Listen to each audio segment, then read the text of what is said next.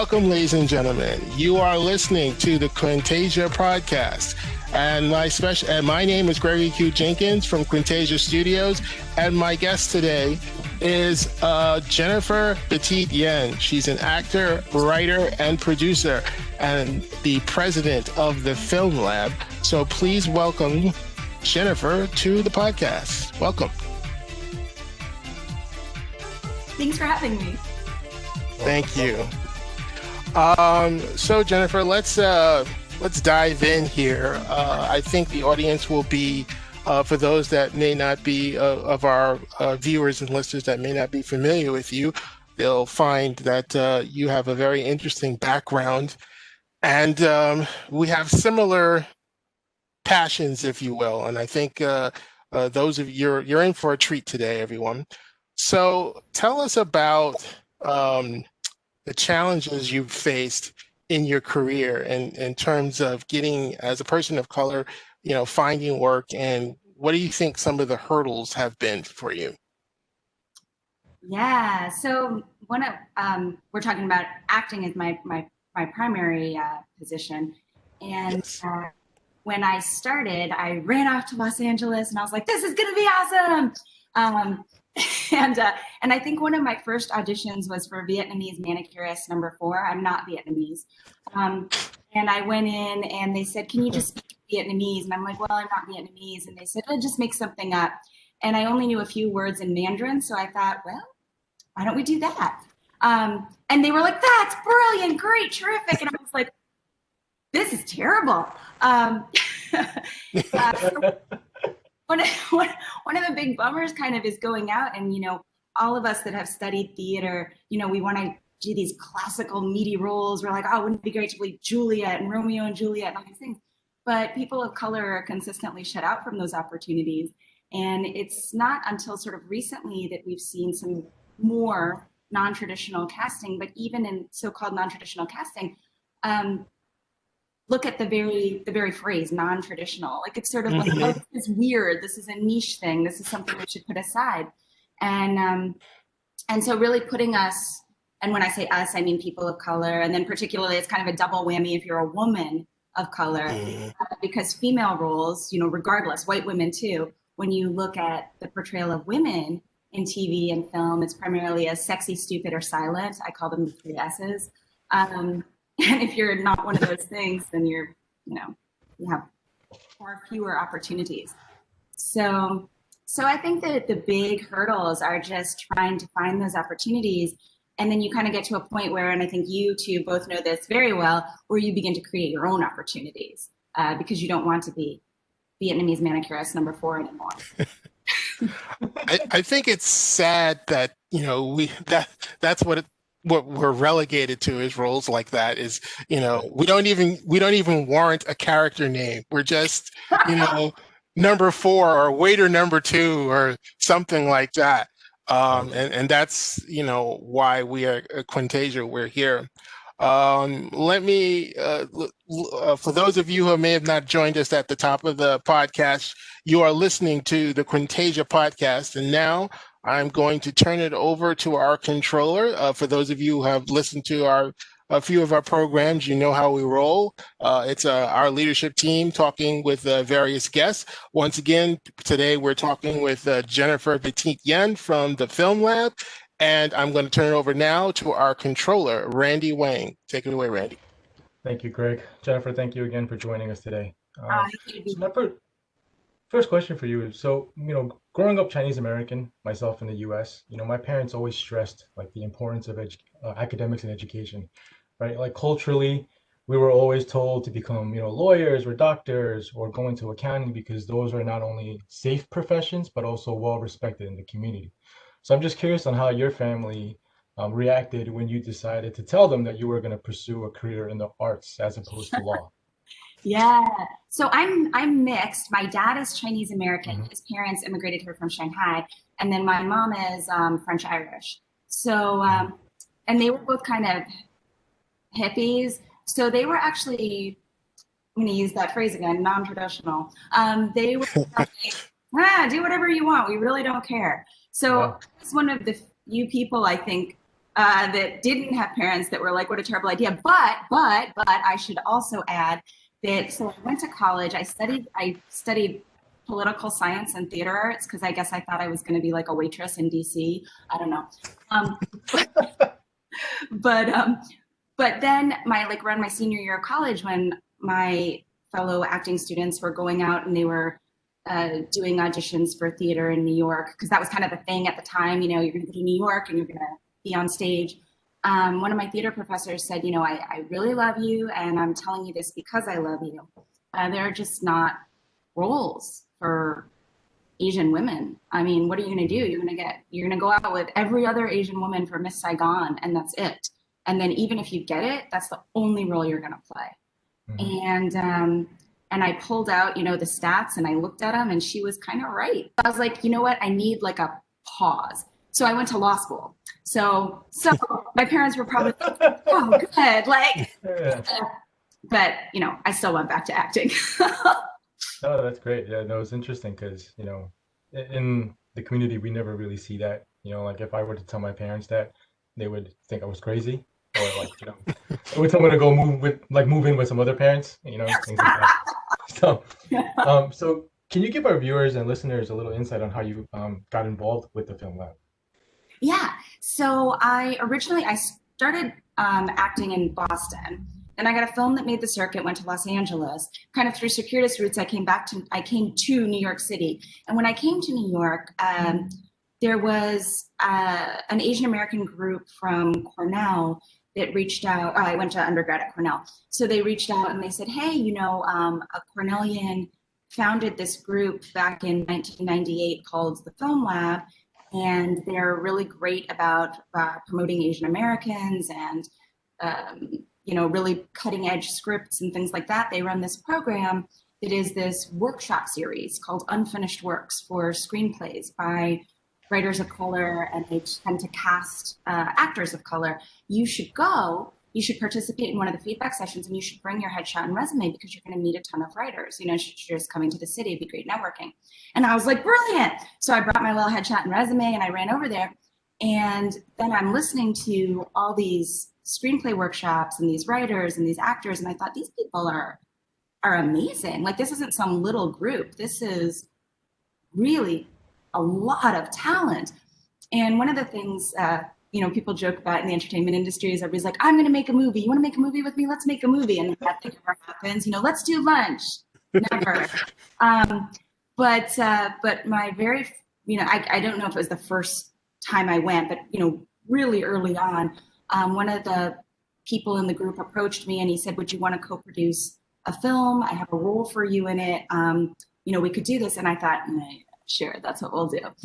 I wrote the script, and it's like, it's a great script. Like, I mean, I would do it. And so I said, yeah, I would love to do it, but I still thought he's gonna, it's not really gonna happen. But it did. And I was so impressed with how the vast majority of the people I met through the lab were really go-getters. They were really like, let's do this, and let's not just do it, not just sort of naked ambition, but let's do this in a collaborative sense. Let's bring each other up.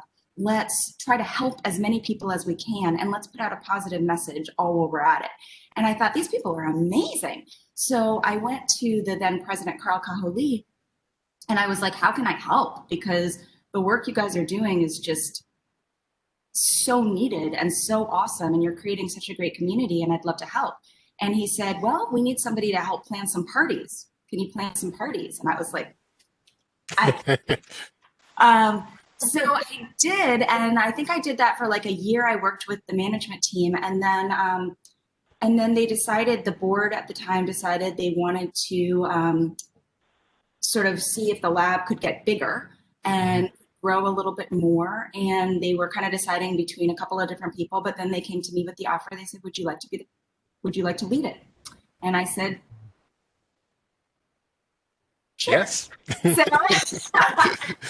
yeah, and that was in 2012. But the lab itself has been around since '98, so it's been going strong for quite a while. So, being that the lab's been around for a while, what do you think is the overall mission of the film lab?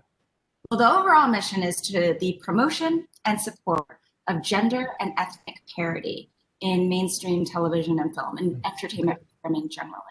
And when we look at that, when we talk about gender and racial parity, a lot of times we look at it sort of like an inverted triangle of the traditional mainstream power structure. So generally in mainstream media, like if we're looking at major TV or film studios or even mid-major studios, we're looking at over 90% of C-level positions being held by white people.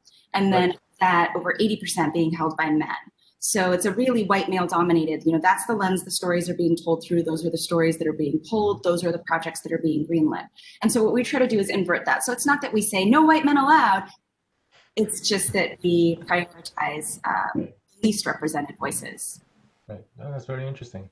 And with that, I'm going to pass it over back to Greg. And once again, to our listeners and viewers out there, this is the Quentasia podcast, and we're having a great conversation today. So if you're like us and you're out there and you're wondering, well, gee, why don't I see more of this? Why aren't more people of color involved in content creation? I hope you listen to this conversation, because we're talking about the people who are going out there and getting it done. That's one of my biggest things is if you're passionate about something, if you're especially talking to the writers out there, you don't need permission to write your story. You can go ahead and write your story, and then if you believe in that, you can go ahead and try to make that thing, bring it into existence. We all know it's not going to be easy. That's a given. It's not really easy for anyone. It's especially not easy for us, because when it comes to the financing end of it, it's hard to get investors to believe that no, this is not a charitable thing. You're going to actually make money with this, because believe it or not, there are people out there who want to see people of color in films and on television. So it's not a money-losing proposition. So that's really what the heart of our conversation is about today, and we're enjoying it. And thank you again for being here with us. So let me ask you this. Now, in looking at the film labs, you have different programs. Can you talk a little bit about the different programs that the film lab offers? Yeah, sure. And actually, if I could swing back, Greg, to one other thing you said that I just love and I think is so Sure. Good point. You mentioned that people want content. They want entertainment content with people of color. So true. Actually, especially if you look at millennials, and if we're talking about money, then advertisers focus on millennials. That's where they're wanting to focus their ad spend on. Millennials, by a huge number, are choosing. They're actually flittering away from the major networks, and they are selecting content that is diverse content. Whether they're doing it intentionally or unintentionally, I couldn't say, but that's the content that they want. They seem to want content that more accurately reflects the very diverse world around them. Right. But then I just forgot your question. I got so excited about what you said. No problem. I was asking about the programs that the film lab has. Could you talk a little bit about that? Yeah, sure. So we still have the Unfinished Works program, which is how I originally got involved, when I ran in with my little headshot, which is a program for writers and actors to sort of connect them. We have an actor directory filled with actors of all colors, and we connect them with screenwriters who apply to the Unfinished Works program. And then the actors do a table read of a screenplay in progress. And sometimes we've done plays, but mostly it's television and film. Yeah, sure. So we still have the Unfinished Works program, which is how I originally got involved, when I ran in with my little headshot, which is a program for writers and actors to sort of connect them. We have an actor directory filled with actors of all colors, and we connect them with screenwriters who apply to the Unfinished Works program. And then the actors do a table read of a screenplay in progress. And sometimes we've done plays, but mostly it's television and film. The writer gets to see his work read by professional actors, and then the public gets to be involved. in the creative process, in helping to guide the writer, give their feedback and thoughts, and guide the writer in how she or he will continue, finish, edit, modify, etc. per his script, which is kind of exciting. So that's the Unfinished Works program. And then we have what is arguably probably our best known program, which is the 72-hour film shootout. That is, I think, in its like 20th year, and it's a filmmaking competition. The registration opens every year in March, and then the actual competition happens in June. But filmmakers are given a theme upon which all the films must be based, and they have 3 days to complete these films. We require that at least one lead actor and at least one key cast member be of Asian descent, because other than Native Americans, Asian Americans are the least represented group in television and film. And then we give sort of bonus points the more diverse everything is. You know, we don't want just sort of a homogenous cast and crew. We want diversity. Then we partner with folks at ABC. Marcy Phillips, who's the executive director of casting for ABC Primetime, is our longest running judge. She's been with us since the beginning. And then she gives a meeting to the best actor and actress afterwards. And then we partnered with folks from NBC and HBO and all kinds of people. But the goal, so the judges judge the films, they give them scores, we figure out the winners of all these different categories: best actor, actress, director, writer, etc. And one of my favorite parts is that the prizes are mentorships with executives at major networks, so that we can really help people to launch their career, to get some doors open that might not have been open for them before. And then the top 10 films screen at the Asian American International Film Festival in New York City in the summer. That's really great to hear. I can't stress enough the importance of mentorship, and you know that's part of what, you know, even though we're a young company, as we try to blaze a trail for ourselves, we also believe that it's important that we open the pathway for others behind us.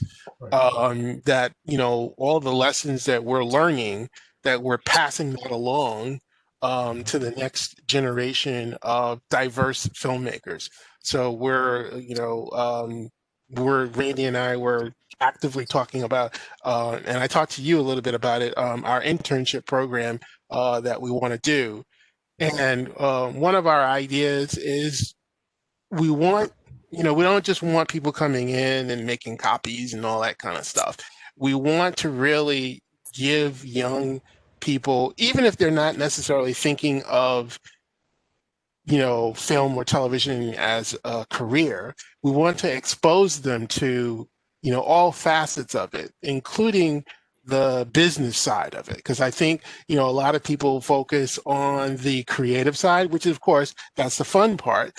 But if you're not good at the business side of it, you know, after you make your film, you got to do something with it. Because you want to make another one.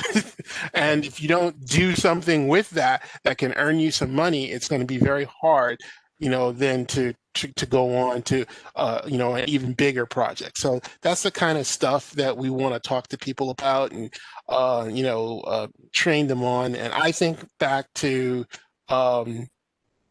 you know, I can't tell you how, if the things that I know now, if I knew 25 years ago, that would have been very helpful.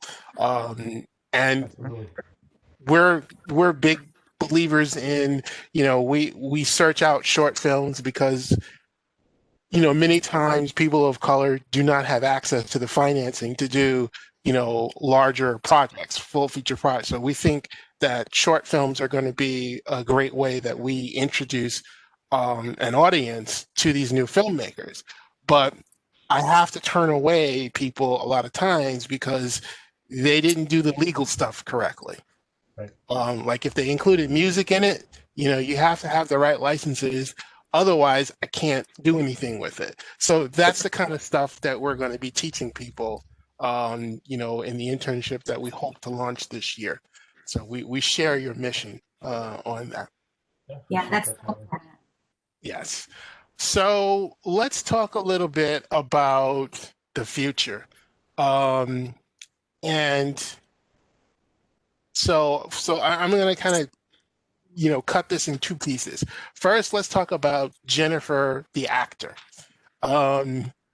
what would you like to see for yourself? What would you like the future to hold for you?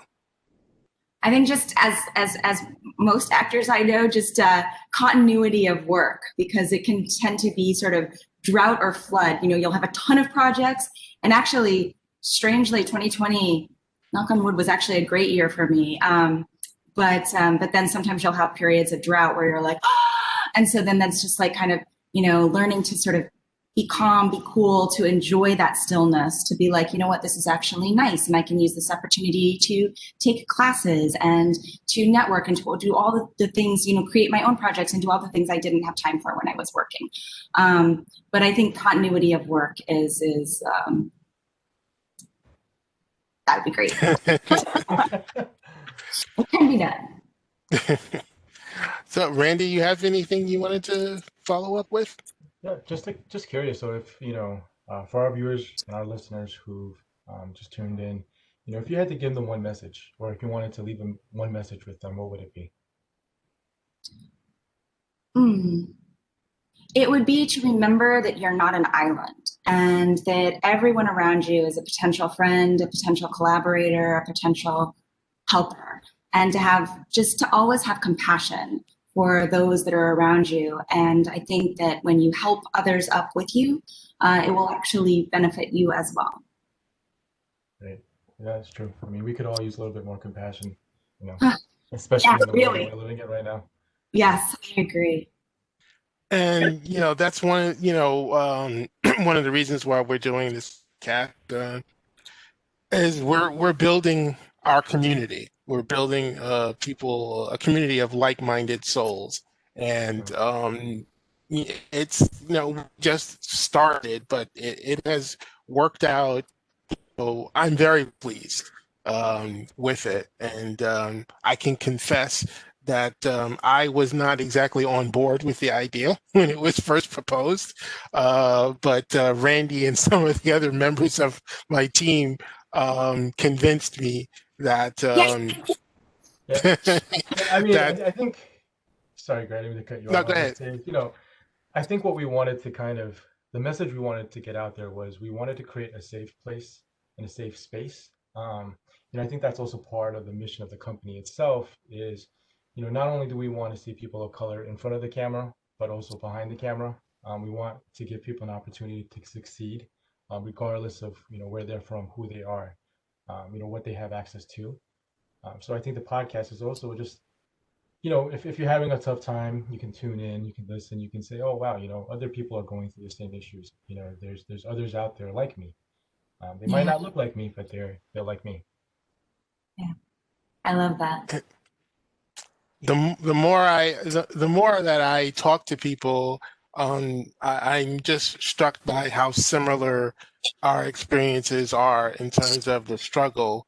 Right. Um, we're all overnight successes in the making, usually 10 plus years of quote unquote overnight success is in the making. And this is a grind, but we do it because, we're passionate about what we do. And Mhm. what we do does have the potential to change people's lives, if we do it well. Right. For So sure. that's I our mean, motivation. yeah, and I love that you say that, because that's so important, because so often, especially in entertainment, people think of it as like, oh, these sweet little artists, but it's very cutthroat. It's very, very competitive. And there can be a tendency to think of it as like, oh, well, I actually had a white woman say to me, oh, it's so unfair that there's all this diverse casting right now because you guys are basically taking my roles. And I was like, well, it's my world, lady. But you know, but I think that it's really important to not look at it that way, to not look at it like this was my role and you took it. Like, it's much better to look at it the way Greg just did, which is to say, we are all going through this together. We have this foundation, this same foundation that we're all coming from, going through this experience, and it will be so much better for all of us if we go through this experience in a way that is, as Randy said, compassionate and safe, and where we're bringing people together and we're doing the best work we can possibly do. but also helping others to do the best work that they can possibly do. Right. And just in now I've been doing projects I've done mostly music type stuff. I was on that side of the business first, and then now I'm doing film and television. But um, when I started doing projects where I had to cast, we were just doing independent stuff, nothing no union stuff. It's just I was struck at the disparity both on in front of the camera and behind the camera when it comes to female participation.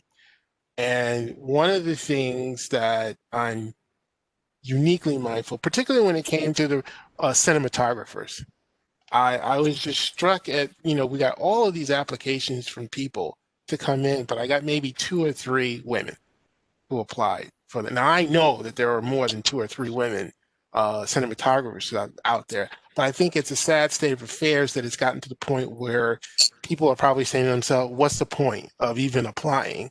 Because I'm not going to get it." Or if you have a role that is particularly designated for a female, I don't want, like when you talked about the cutthroat part of it, I don't want women fighting over the one, like the few scraps that are available. We should definitely have more equity. We are not perfect ourselves on that. We have to do better.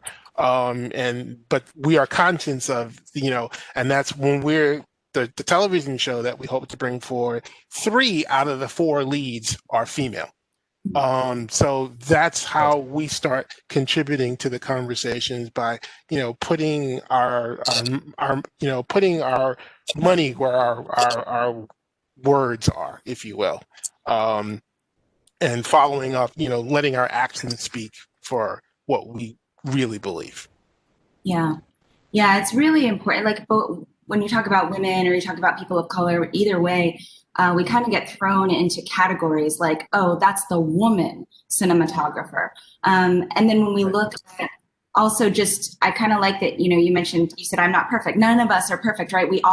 How can we be when we're raised in a society that has latent racism and sexism? I mean, this is what we were born and bred on. So all of us have racism and sexism within us. And I think that kind of like what you said, that the key is really to look inside of ourselves and to catch those moments and to be like, oh, wait, time out. Let me try to fix myself. Because we, a lot of us we want to go out and clean everybody else's house, but we've got to clean our own house first.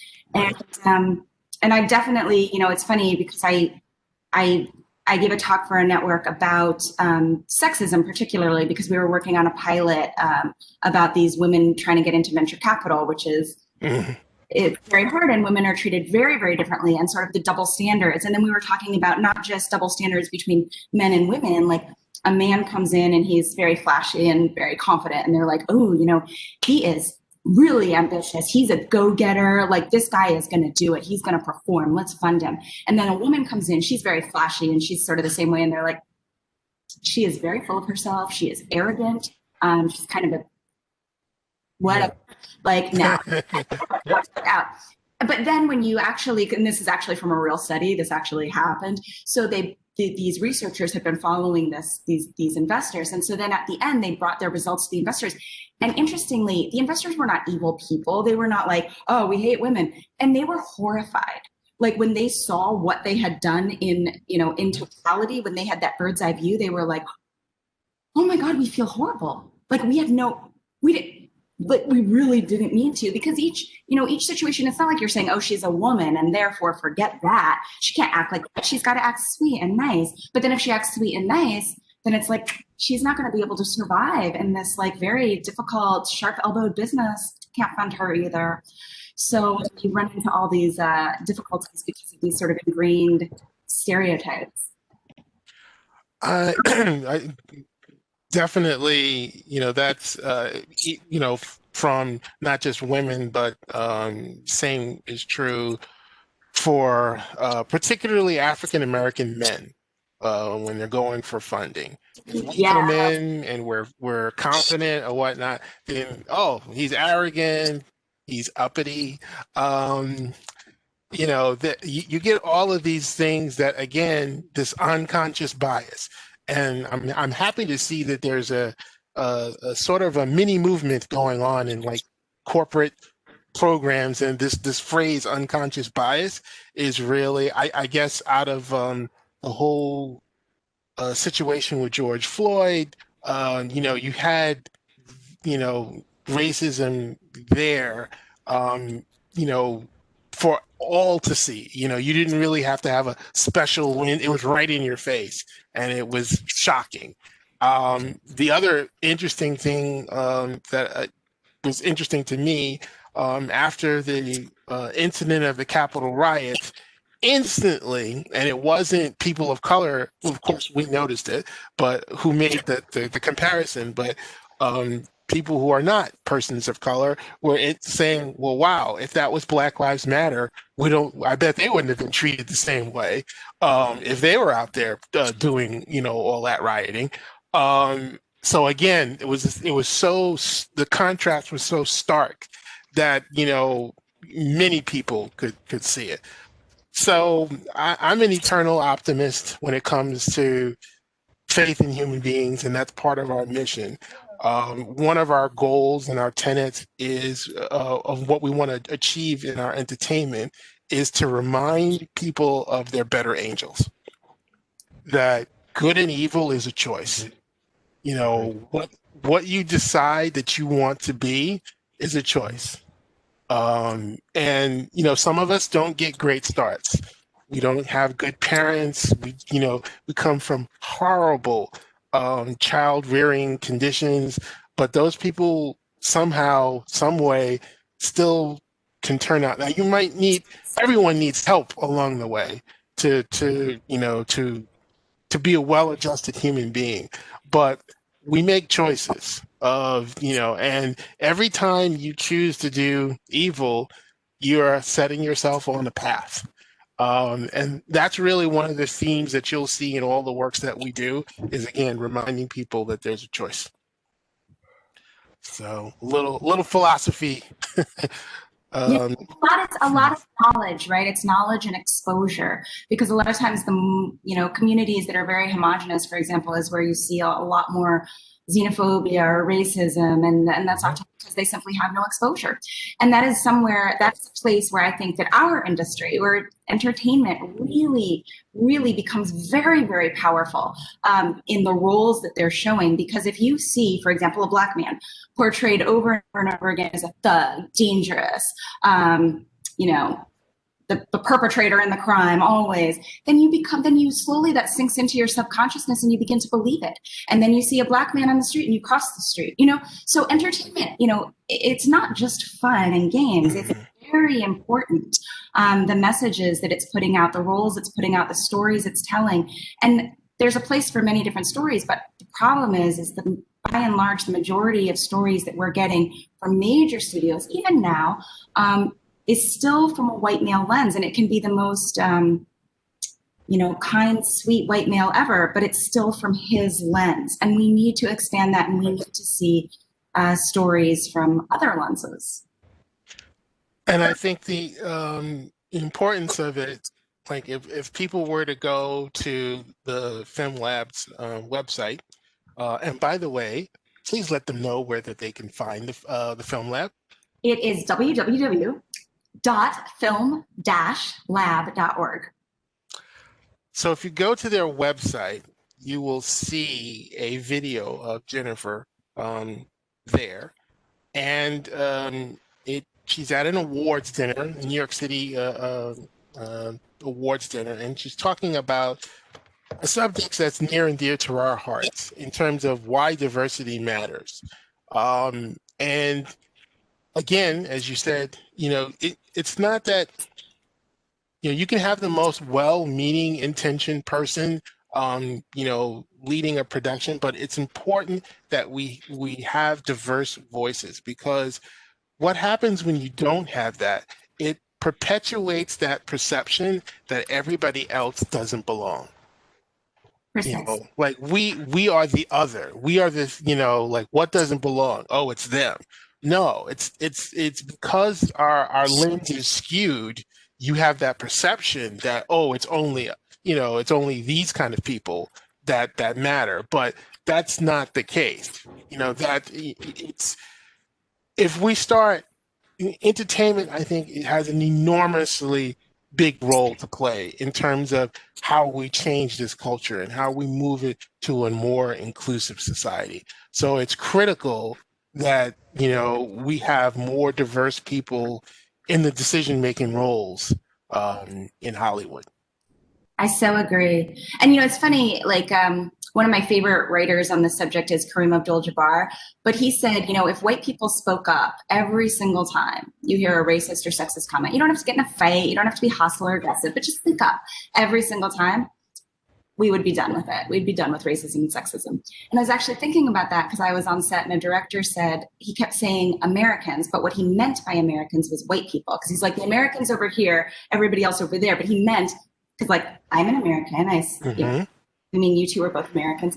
But he meant the white people be over there. And so I was like, and it's very hard for an actor on a set because we are, you want to absolutely respect the director at all times. But I went privately and I said, you keep saying Americans, but American is a nationality, white is a race. So maybe you should say white people over there. And to his credit, he was like, oh, you know what, you're 100% right. I never thought of it that way. And he changed it from there on. And he was great.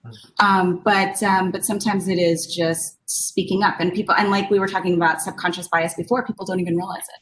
And so if you say it in the right way, that's friendly and open, then they're like, oh. Right. And he'll probably never forget that in the future, right? Like he'll always be conscious of that and cognizant of that choice that he made, or to do it differently. Yeah. And I know for myself, I'm talking about, gender parity and diversity and all that stuff. And we were filming, we're on a set. One of the actors comes over to me and said, it was a part and basically said, no woman would ever say that. And when she finished, it gave me a perspective that of course, I could never have that perspective because I'm not a woman. And that is why having that perspective there, that's why women have to be in the writing room, not just to be nice and because you will tell a better story. We have to be, people of color have to be in the writing. You will tell a better story because you will get what makes entertainment real and believable. The more that it looks like real life, the more people get into it. Right, the more accuracy. The more accurate. The more accuracy you have is key. Is key, and you can't do that if you don't have diversity and inclusion before the camera and behind the camera. So that's definitely what we're all about. Well, I thank you so much for coming on this podcast. We hope that we will continue. Obviously, the relationship between Quentasia and the Film Lab and yourself. Hopefully, we'll possibly maybe work together in some form and fashion in the future. I thank you so much for coming on our podcast today.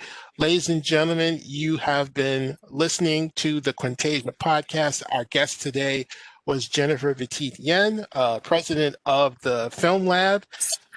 Please, if you enjoyed today's podcast, subscribe to wherever you get your podcasts. Or if you're watching the podcast, please subscribe on Facebook or YouTube. Thank you, everyone, and have a great day, and we'll see you next time. Thank you. Thank you.